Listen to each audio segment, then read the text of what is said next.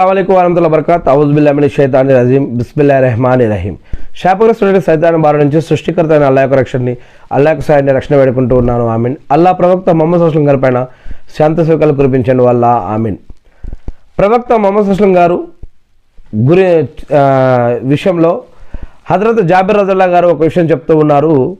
ఒకసారి దైవ ప్రవక్త ముహమ్మద్ సల్లల్లాహు అలైహి వసల్లం గారు ఒక బజారు గుండా వెళ్తూ ఉన్నారు. ఆయన రెండు వైపులా కూడా జనం ఉన్నారు. అలా వెళుతూ ఉండగా ఆయన ఒక పొట్టి చెవులు గల ఒక చనిపోయినటువంటి మేకపిల్లను చూశారు. దాని చెవి పట్టుకొని ఆయన అక్కడున్న వారితో ఒక మాట అన్నారు. అదేమిటి అంటే, మీలో ఎవరైనా ఈ చనిపోయినటువంటి ఈ పొట్టి చెవులు కలిగినటువంటి ఈ మేక ఏదైతే ఉందో, మీలో ఎవరైనా దీన్ని ఒక్క దిర్హంకైనా కొనడానికి ఇష్టపడతారా అని అడిగారు.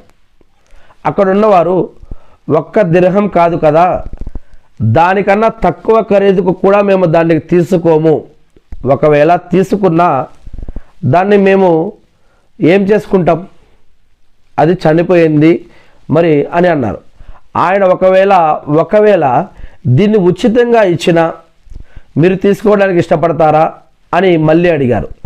దానికి కూడా వారు, దైవం తోడు, ఇది బ్రతికున్నా కూడా మేము దీన్ని తీసుకోవడానికి ఇష్టపడే వాళ్ళం కాము, దీంట్లో ఈ మేకలో లోపం ఉంది, దీని చెవులు పొట్టిగా ఉన్నాయి, ఇక చచ్చిపోయిన తర్వాత ఏం తీసుకుంటాం అని అన్నారు.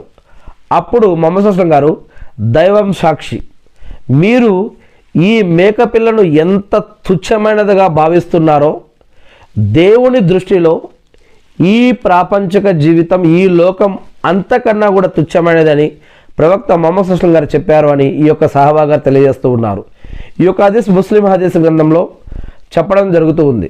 అంటే ఈ హదీసు ద్వారా ఈ లోక జీవితం యొక్క నిజస్థితి ఏమిటో అర్థమవుతుంది. కానీ దీనికోసం ఒక మనిషి, ఈ యొక్క ప్రాపంచిక జీవితం కోసం మనిషి ఎన్ని పిల్లి ముగ్గలు వేస్తాడు, మోసాలు, అక్రమాలు, అన్యాయాలు, పదవులని, దీనికోసం కొట్లాటలు, గొడవలు, మత్తు పదార్థాలు, జూదము, అనేక రకాల నేరాలు, ఘోరాలు, అనేక రకాల చెడు అలవాట్లు, పద్ధతులు, అక్రమాలు, అన్యాయాలు, ఇలా ఎన్నో మనిషిలో ఎన్నో విషయాలు ఇలాంటివి జరుగుతూ ఉంటాయని, మరి అసలైన జీవితం, పరలోక జీవితం దేవుని దగ్గర ఉంది.